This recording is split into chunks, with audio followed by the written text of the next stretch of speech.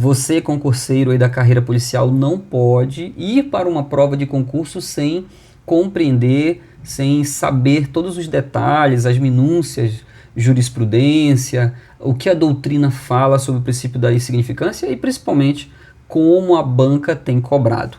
Para isso, eu vou trabalhar com você por meio da técnica, né, de, de mapa mental.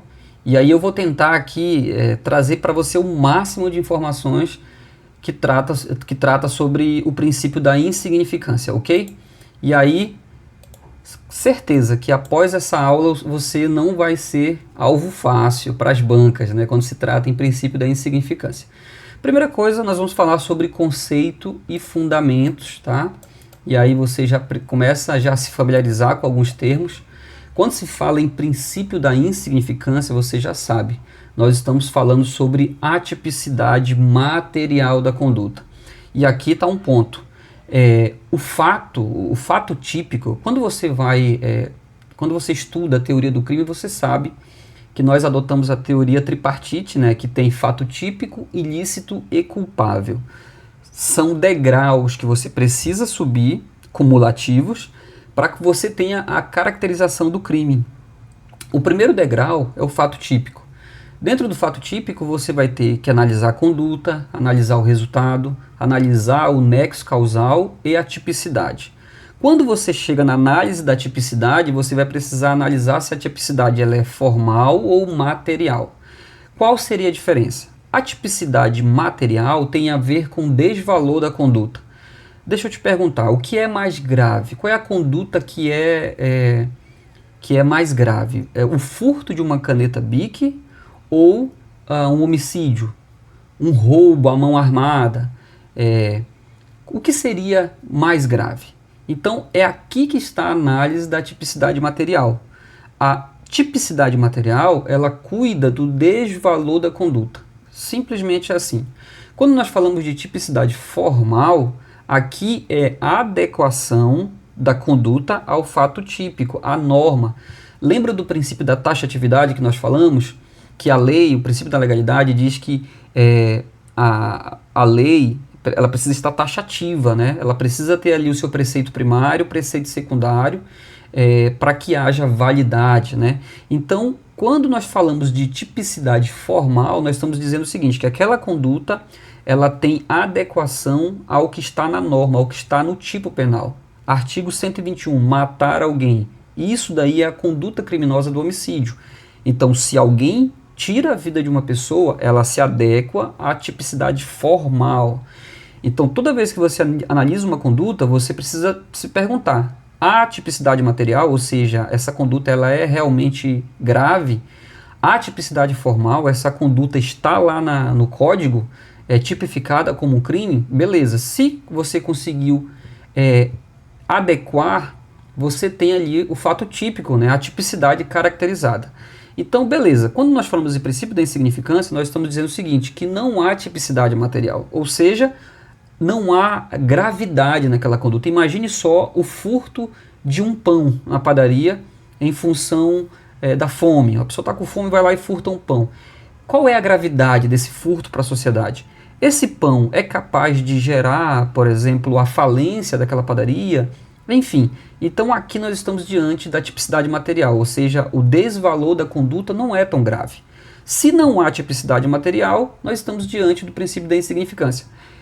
De forma bem simplória, nós vamos avançar, porque nós temos outros critérios também a ser vistos, né? Mas a tipicidade material tem a ver com isso, o desvalor da conduta. Então, como nós estamos agora tratando dos conceitos e fundamentos do princípio da insignificância, você precisa entender isso. Se eu te perguntar qual é a natureza jurídica do princípio da insignificância, você vai me responder. Ser uma causa supralegal de atipicidade, né? De exclusão da tipicidade material. Beleza. Cleito, e a intervenção mínima, fragmentariedade, lesão ínfima do bem jurídico que está aqui nos fundamentos? É o seguinte, lembra lá que nós conversamos sobre princípios? Nós temos um princípio chamado a intervenção mínima, que diz o seguinte, que o direito penal ele é a última ratio. Quando os outros direitos, direito civil, administrativo, quando os outros direitos não conseguem resolver aquele problema social, o direito penal ele entra. Justamente porque nós estamos diante de algo muito grave. Então, o direito penal ele é a última ratio. E o princípio da intervenção mínima diz isso, que o direito penal ele não intervém para todo e qualquer problema social. Ele é subsidiário, ou seja, ele só atua se os outros ramos do direito não conseguir resolver, e ele é fragmentário, ele só pega fragmentos, né, para tratar justamente aqueles de maior gravidade. Então, o princípio da fragmentariedade e da subsidiariedade são desdobramentos da intervenção mínima. Contudo, como nós estamos falando de princípio da insignificância, você tem que lembrar que a insignificância ela está na fragmentariedade. Dentro do princípio da intervenção mínima, que se desdobra em subsidiariedade e fragmentariedade, o princípio da insignificância está na fragmentariedade. Então, falou em insignificância, princípio da insignificância, você vai lembrar do princípio da intervenção mínima e da fragmentariedade, tá? Que é justamente essa valoração em relação à lesão ínfima ao bem jurídico. Então nós só podemos falar em princípio da insignificância se houver uma lesão ínfima ao bem jurídico tutelado, né? Usando o princípio da fragmentariedade, da intervenção mínima. Então isso aqui é fundamento, tá? E você já aprendeu que quando nós estamos falando de princípio da insignificância, nós estamos falando de atipicidade material, tá? Aquela conduta, o furto de uma caneta, ela tem tipicidade formal, porque está na lei, né? Subtrair coisa alheia móvel é furto, então você subtrair uma caneta é furto, está na lei como crime. Contudo, não há tipicidade material, ou seja, o desvalor dessa conduta é ínfimo. Então o direito penal, por ser fragmentário, por ser de uma natureza de intervenção mínima, ele não vai se preocupar com esses fatos. É aqui que está o principal conceito do princípio da insignificância. Vamos avançando aqui porque a jurisprudência, a doutrina, traz requisitos objetivos que nós chamamos de vetores, né? A jurisprudência, o STF, trouxe, né, vetores que são analisados no caso concreto. São 4 vetores. A mínima ofensividade da conduta, olha, ofensividade é da conduta. A ausência ou nenhuma periculosidade social da ação, tá? O reduzidíssimo grau de reprovabilidade do comportamento e a inexpressividade da lesão jurídica tutelada. Então, se te perguntar quais são os 4 vetores, né, que o STF criou para análise do princípio da insignificância, você vai lembrar. Inclusive tem um mnemônico, MARI, M-A-R-I, só lembrar da MARI. Quais são os vetores do princípio da insignificância? É a MARI, tá?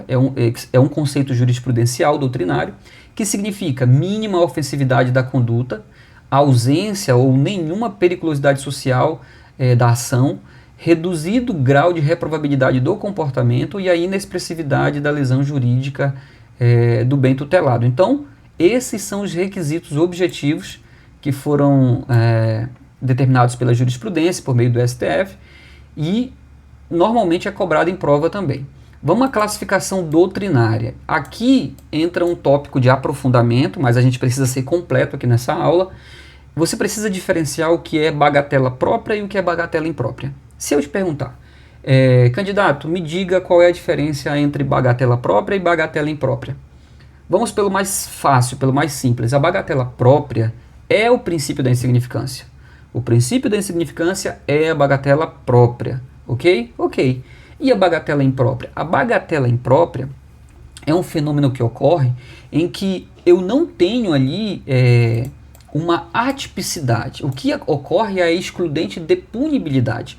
O fato ele é típico, o fato é ilícito, mas quando vai para a culpabilidade, a pena é desnecessária. Existe aqui uma exclusão de punibilidade, tá? É uma excludente de punibilidade. A bagatela imprópria, deixa eu te dar um exemplo. Imagine um pai que, quando vai sair da garagem, não percebe que o seu filho menor, criança, está próximo do carro e acaba acontecendo uma fatalidade. Ele acaba ocorrendo ali o falecimento do seu filho, homicídio culposo. Esse pai, certamente, vai sofrer eternamente, por toda a vida, em função dessa fatalidade. E aí o direito penal vem dizendo o seguinte, olha, o resultado, a consequência desse ato foi tão grave que a pena já não faz sentido. Então o princípio da bagatela imprópria tem a ver com essa exclusão da punibilidade, né? O fato ele é típico, ele é ilícito e há culpabilidade, mas na hora de se aplicar a pena não faz mais sentido. Então a pena é desnecessária. Essa é a explicação, o conceito simples para você diferenciar o que seria bagatela própria da bagatela imprópria. Bagatela própria, o fato é atípico por justamente não haver tipicidade material, ok? É o princípio da insignificância, bagatela própria. Bagatela imprópria, o fato, há tipicidade material, há tipicidade formal, há ilicitude, há culpabilidade, mas na hora de se aplicar a pena não faz mais sentido, a pena é desnecessária, né? Justamente em função desse contexto. Então, aqui nós conseguimos finalizar essa diferenciação que é importantíssimo para a sua prova. Jurisprudência e limites, vamos lá. Casos aplicáveis, quando o princípio da insignificância é aplicável? Nós vamos ver que existe a vedação aos crimes contra a administração pública. Contudo, o crime de descaminho e o crime tributário, que até R$ 20.000, justamente o fisco ele não se interessa no descaminho ou de repente em crimes tributários menor ou igual a 20 mil. Se o direito tributário não interessa, o direito penal, que é a última ratio, também não vai se interessar. Então esse é o limite, né? Então o princípio da insignificância ele é aplicável no caso de descaminho e crimes tributários quando o valor ali é menor ou igual a 20 mil. Furto qualificado. Furto qualificado, em regra, não se aplica o princípio da insignificância. Contudo, há exceções, há excepcionalidade. E o caso concreto vai nos dizer, na hora da análise, né, o que seria. De repente, esse furto qualificado era ínfima a coisa furtada, os vetores lá da jurisprudência estão aplicáveis e não há necessidade. Então, o juiz, o aplicador da lei, vai observar isso. Então o que você precisa guardar? Que o furto qualificado, em regra, não se aplica, mas há exceções, tá? A posse de pouca munição, sem arma. Imagine uma pessoa, réu primário, encontrado com munição de uso permitido, uma pouca quantidade, não tem relação com a organização criminosa, então, nesse caso, é uma exceção também da aplicação do princípio da insignificância, ok? Então, esses são os exemplos dos casos aplicáveis. Os casos inaplicáveis, quando se fala em roubo, não importa o valor, justamente por haver violência ou grave ameaça, não se aplica o princípio da insignificância. Tráfico de drogas, nós estamos aqui diante de um bem jurídico que é a saúde pública, então também não se aplica o princípio da insignificância. A violência doméstica, né, também não se aplica, né, a Lei Maria da Penha vem aí muito forte na proteção das mulheres, então não há de se falar, não importa a tipicidade, o fato típico ali, em princípio da insignificância. Crimes contra a administração pública também não, em regra, não é permitido o princípio da insignificância. Contudo, há exceções, é o exemplo do descaminho, né? E aí você precisa lembrar. Moeda falsa, aqui o bem jurídico é a fé pública, então também não se aplica o princípio da insignificância. No contrabando não se aplica o princípio da insignificância, contudo, há exceções, né? Há julgados em que criou-se uma limitação. No caso de cigarro, por exemplo, contrabando de cigarro, até 1.000 maços é possível, analisando os outros vetores, a aplicação do princípio da insignificância. Então anota isso, até 1.000 maços de cigarro, se houver ali a adequação aos demais vetores, é possível, mas como exceção. A regra é que contrabando não se aplica o princípio da insignificância. Ok? Critérios subjetivos, aqui tem a ver com a questão da reincidência ou habitualidade. O reincidente, em regra, ele pode ter acesso ao princípio da insignificância? Aí você tem que ter cuidado, né? Em regra, o reincidente específico, o multireincidente, ele não pode, não importa o valor, ele não tem acesso ao princípio da insignificância, né? Não é permitido. Mas isso é regra absoluta? Não, é relativa. Há casos de reincidência que não é específica, que houve a adequação aos demais vetores e foi aplicado o princípio da insignificância. Então você precisa ter cuidado na hora de analisar a questão, observar ali como é proposto a questão para entender sobre isso. O que é reincidência específica? Reincidência específica é a conduta criminosa igual, né, parecida. A pessoa vai lá, furta um pacote de arroz e aí ou a habitualidade faz isso sempre ou houve aqui, foi condenado, aí depois novamente passa-se um tempo, ele novamente comete o mesmo crime, isso é reincidência específica. A reincidência não específica são bens jurídicos diferentes, seria mais ou menos isso. A reincidência específica é quando há reiteração de conduta em função de um mesmo bem jurídico. Então, no crime habitual e na reincidência específica, não é possível o princípio da insignificância. Tá? Então, deve ser feita uma análise do caso concreto. Essa inaplicabilidade do princípio da insignificância ela não é automática, vai depender do caso concreto e dessas circunstâncias, ok? Então, é isso que você precisa gravar para a sua prova. Em relação ao delegado de polícia, né, para quem pretende fazer concurso para delegado, ou mesmo para a polícia civil, é importante entender que o delegado ali, na sua verificação preliminar, ele já faz um filtro em relação ao princípio da insignificância. Se ele observa que é um caso de princípio da insignificância, ele nem lavra o auto de prisão em flagrante, né? Ele já fundamenta no seu relatório ali pelo não indiciamento e faz a sugestão do arquivamento em função do princípio da insignificância. E aí você precisa lembrar que o delegado ele não arquiva, ele pode sugerir, tá? A única coisa que é competência privativa do delegado é o indiciamento, que no caso do princípio da insignificância, ele fundamenta pelo não indiciamento no seu relatório conclusivo ali. Não é aberto o auto de prisão em flagrante, né, quando ele quando ele detecta que há ali um exemplo, um caso de princípio da insignificância. Perfeito? E observações técnicas aqui sobre o atípico e ilicitude. Se uma conduta é alcançada pelo princípio da insignificância, isso não significa que essa conduta se tornou lícita, tá? Por quê? Porque princípio da insignificância é diferente de exclusão de ilicitude. Lembra dos degraus que nós falamos para que haja um crime, que é a teoria da tripartite? O primeiro degrau é o fato típico, o segundo degrau é a ilicitude e o terceiro degrau é a culpabilidade. Quando nós falamos de princípio da insignificância, nós estamos no primeiro degrau, ou seja, a gente nem consegue avançar para analisar a licitude. Então, quando uma conduta ela consegue aplicar o princípio da insignificância por atipicidade material, essa conduta ela é uma conduta atípica. Então, dizer que uma conduta é atípica não é a mesma coisa de dizer que essa conduta é lícita. Por quê? Porque no princípio da insignificância, você não avança do primeiro degrau, que é a análise do fato típico. É no segundo degrau, na ilicitude, que você vai ali aplicar as excludentes de ilicitude, né? Legítima defesa, né? Estado de necessidade, enfim. É ali que você vai analisar se o ato é ilícito ou lícito.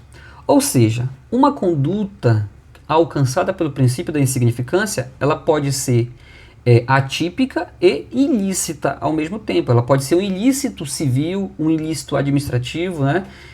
Somente no penal que não vai responder em função da atipicidade. Então, anota isso. Uma conduta que é adequada ao princípio da insignificância não é a mesma coisa dizer que essa conduta é lícita, tá? Porque não foi, ela não avançou para o segundo degrau da análise da ilicitude. Então, tenha cuidado. Uma conduta atípica, materialmente, em função do princípio da insignificância, pode ser um lícito civil, pode ser um ilícito administrativo, tá? Então é isso que eu quero que você não esqueça. Outra coisa, muito material, muita doutrina, muitos livros falam que o princípio da insignificância é um princípio que não existe no nosso ordenamento jurídico, que é uma criação doutrinária e jurisprudencial. E aí você precisa ter cuidado. No nosso ordenamento jurídico comum, né, realmente não há menção ao princípio da insignificância. Mas no Código Penal Militar, que é uma legislação especial, há ali sim condutas tipificadas com tipificações e menção ao princípio da insignificância. Então tome cuidado. Essa informação que eu estou te passando agora ela é um aprofundamento técnico. Você não pode dizer de forma absoluta que o princípio da insignificância não está fundamentado no ordenamento jurídico, que ela é somente fruto da doutrina da jurisprudência. Por quê? Porque o Código Penal Militar faz menção ao princípio da insignificância. É uma exceção ali, né? Um caso específico, e é bom você lembrar. Sobre o critério, a jurisprudência traz um critério matemático que é sugestivo, tá? Não é absoluto, é uma sugestão, ou seja, se Se aquela conduta, um furto de um bem até 10% do salário mínimo, ok, pode ser aplicado o princípio da insignificância.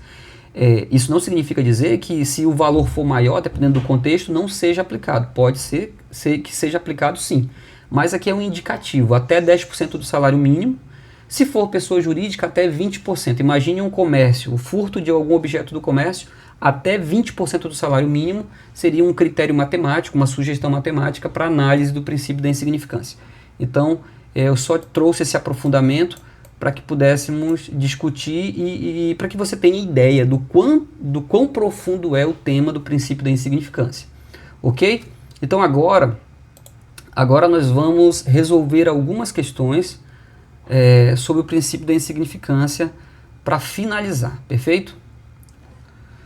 Vamos resolver essa primeira questão que diz o seguinte: sobre o princípio da insignificância em nosso sistema, marque a alternativa correta. Independe de bem jurídico protegido pela norma penal incriminadora para ser aplicado. A questão está errada porque depende sim do bem jurídico. Existem bens jurídicos, por exemplo, a incolumidade pública, a saúde pública, que não é valorado se é ínfimo ou não. Qualquer conduta que ataque o bem jurídico, saúde pública, por exemplo, deve ser repreendida pelo direito penal. Então não se aplica a significância aqui. Afasta a culpabilidade do agente? Não, né? Nós vimos que afasta a tipicidade material. Não torna a conduta lícita. Ok, interessante essa questão. Só é aplicável aos crimes contra o patrimônio. Não é verdade, né? Não é só contra os crimes contra o patrimônio. Como resulta de construção dogmática e jurisprudencial, não possui, segundo a doutrina dominante, previsão expressa em diploma legal penal comum ou especial. Aqui está a pegadinha, né? Essa questão aqui é uma questão muito boa, muito inteligente. Porque, realmente, boa parte do conteúdo material que você for encontrar aí, você vai ler que o princípio da insignificância não tem previsão expressa no nosso diploma legal penal comum. E é verdade, não tem. Contudo, no especial, que é o direito penal militar, há ali previsão expressa. Então, essa questão se torna errada. E a letra C é aquilo que eu disse, né? O princípio da insignificância, ele torna aquela conduta atípica. Ele não diz que aquela conduta se tornou lícita. Não, aquela conduta, ela não, na análise do direito penal, no primeiro degrau do fato típico, somente foi analisado que aquela conduta a tipicidade dela material é inexistente, não há tipicidade material, somente isso.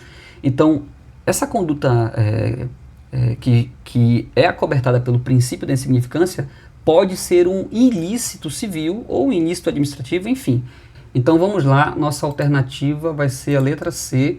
Vamos agora para a segunda questão, que diz o seguinte: de acordo com o entendimento jurisprudencial do Supremo Tribunal Federal acerca dos princípios penais fundamentais, a aplicabilidade do princípio da insignificância deve ser analisada em conexão com os postulados. Primeiro, fragmentariedade e intervenção mínima. Ok, é o nosso gabarito, né? Nós vimos isso agora. Controle social e fragmentariedade. Controle social não. Controle social e subsidiariedade. Subsidiariedade vem da intervenção mínima, mas quando se fala em insignificância, a insignificância está relacionada com a fragmentariedade. Então, letra C está errado. Olha, subsidiariedade, intervenção mínima sim, subsidiariedade não. Controle social não, então realmente o gabarito é a letra A. Fragmentariedade, intervenção mínima, tá? Cuidado com isso aqui. Vamos lá, mais uma questão. O princípio da bagatela decorre do entendimento de que o direito penal não deve se preocupar com condutas que observam determinadas características. Assim, para a aplicação objetiva do princípio da insignificância, deve ser observado o seguinte vetor. Vamos lá, agora vamos trabalhar os vetores do princípio da insignificância, ok? Letra A, menor potencial ofensivo do tipo penal. Não é um vetor. Nenhuma periculosidade social da ação.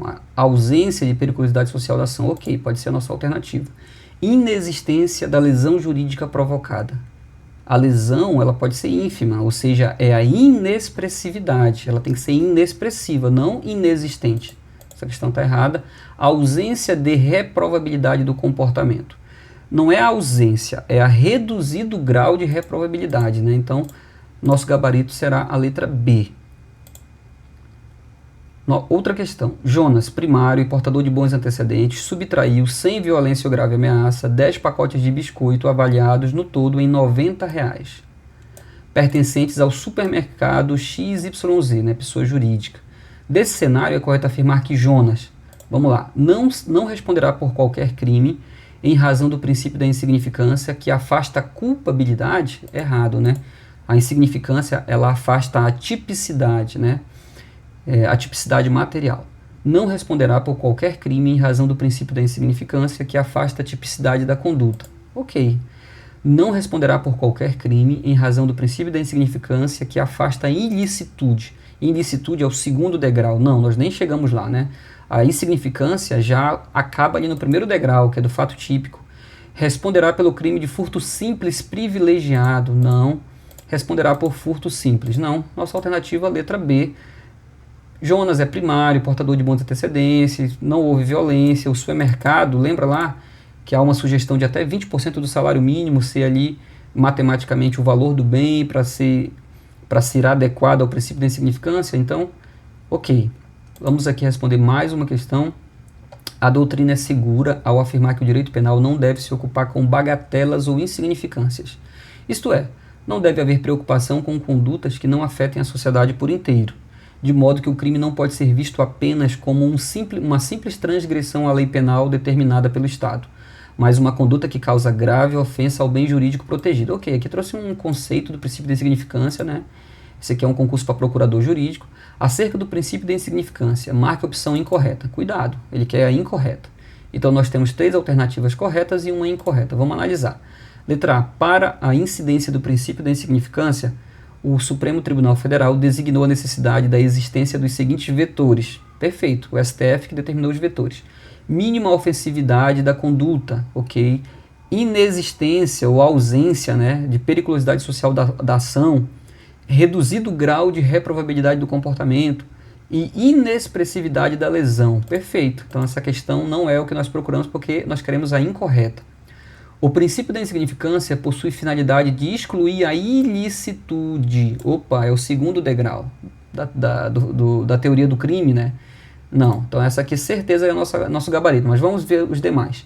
O STJ, por meio da súmula 599, entendeu que o princípio da insignificância é inaplicável aos crimes contra a administração pública, apesar de esse entendimento possuir aplicação mitigada, visto que tanto o STF quanto o próprio STJ já aplicaram o princípio em determinados casos julgados. Perfeito, isso mesmo. Em regra, não se aplica o princípio da insignificância nos crimes contra a administração pública, mas nós temos julgados sim, ou seja, já houve a aplicação do princípio de forma mitigada. Há alguns casos, nós temos o descaminho, né, que está lá entre os crimes contra a administração pública. Enfim, então também essa afirmação está correta, não é o que buscamos. Letra D. A doutrina e a jurisprudência admitem o princípio da insignificância em relação ao crime de descaminho. Ok, é justamente a exceção aqui, a súmula 599. Então, o nosso gabarito é a letra B, perfeito? Vamos avançar, responder mais uma questão. Assinale a alternativa que apresenta o princípio segundo o qual o direito penal, por sua natureza fragmentária, só vai aonde seja necessário para a proteção do bem jurídico. Falou em fragmentariedade, né? Falou no princípio ao qual vai tratar a análise da conduta de forma excepcional. Você tem que lembrar do princípio da insignificância. Lembra lá, direito penal, última ratio, intervenção mínima. Do princípio da intervenção mínima ao desdobramento para subsidiariedade e para fragmentariedade. Da fragmentariedade, nós temos o princípio da insignificância. Então, princípio da insignificância, gabarito, letra A. Vamos aqui. O princípio da intervenção mínima no direito penal encontra reflexo. Falou em intervenção mínima, lembra princípio da subsidiariedade, princípio da fragmentariedade. Se você procurar aqui, ó, princípio da subsidiariedade, fragmentariedade é o nosso gabarito. Não tem aqui para onde correr, né? Quanto ao princípio da insignificância e sua aplicação judicial, não é correto afirmar. Tem como uma de suas balizas a inexpressividade da lesão. Perfeito, tem. O grau de reprovabilidade da conduta tem relação com a aplicação do princípio. Também tem, é um dos vetores, né? Se determinado crime não tem elevado grau de periculosidade social, é possível o reconhecimento da incidência do princípio da bagatela. Ele não tem um elevado grau de periculosidade, é possível? Ok. A insignificância é valorada em sede de culpabilidade do agente, segundo a teoria finalista da ação. Pessoal, lembra lá, teoria finalista da ação é a teoria tripartite. Nós temos o primeiro grau, que é o fato típico, o segundo grau, a ilicitude, e o terceiro grau, a culpabilidade. O princípio da insignificância fica no primeiro grau, na tipicidade material, ou seja, não analisa culpa. Então, nosso gabarito é a letra D. Há casos de sua aplicação em crimes ambientais? Sim, apesar de ser exceção. O princípio da insignificância não é aplicado aos crimes ambientais em regra, né? O bem jurídico tutelado aqui, ele possui um valor muito grande, né? Que é o meio ambiente. Contudo, há casos de crimes de, por exemplo, pescadores que pescam durante o período de defeso para sua subsistência, situações pontuais que os nossos tribunais decidiram por aplicar em função daquele caso concreto, daquele contexto. Então, são exceções. Então, realmente, nosso gabarito vai ser a letra D. Vamos analisar mais uma questão. É pacífico na doutrina e na jurisprudência que o agente que furta objetos de valor irrisório deve ser absolvido com base no princípio da insignificância, uma vez que nessas circunstâncias está excluído tipicidade material. Perfeito? Tipicidade formal é a adequação da conduta à norma. Furto, né? Subtrair coisa alheia móvel é furto, então adequação à tipicidade formal. Agora, a tipicidade material é o desvalor da conduta. Ilicitude é o segundo grau da análise da tripartite, nós não fizemos isso. Culpabilidade é o terceiro grau. A punibilidade da conduta também não é caso, então gabarito letra B. Vamos lá, nós temos mais duas questões. O princípio da insignificância considera necessária, na aferição do relevo material da tipicidade penal, a presença de certos vetores, entre os quais não se inclui, vamos lá, a mínima ofensividade da conduta do agente, ofensividade da conduta, nenhuma periculosidade social da ação, ausência de periculosidade da ação, né? Reduzido grau de reprovabilidade do comportamento, perfeito, e a expressividade da lesão não, é a inexpressividade, é aqui que está a pegadinha, né? Então, se você prestou atenção na nossa conversa, você já está arrebentando aqui nessas questões. Vamos à última questão. O princípio da insignificância tem sido aceito pela doutrina e por algumas decisões judiciais como causa supralegal de exclusão da criminalidade? Não. Causa de redução qualitativa e material da ilicitude? Não. Causa de exclusão da tipicidade. Qual tipicidade? Tipicidade material. É o nosso gabarito, certeza. Circunstância desprovida de relevância para a aplicação da lei penal. Não. Natureza jurídica do princípio da insignificância. É uma causa supralegal de exclusão da tipicidade material. Beleza? Então, a gente vai finalizando aqui mais uma bateria de questões e estudo sobre o princípio da insignificância. Meu amigo, com essa aula aqui você está preparado para resolver qualquer questão de princípio da insignificância. Ou se a banca tentar inovar criativamente, de forma criativa para tentar te pegar, se você usar o raciocínio e a aplicação dos conceitos que nós trabalhamos até agora, eu tenho certeza que você ganha essa questão, beleza? Então, vamos seguir fortes aí no estudo, na preparação, que vai dar certo. Forte abraço, tamo junto aí, valeu!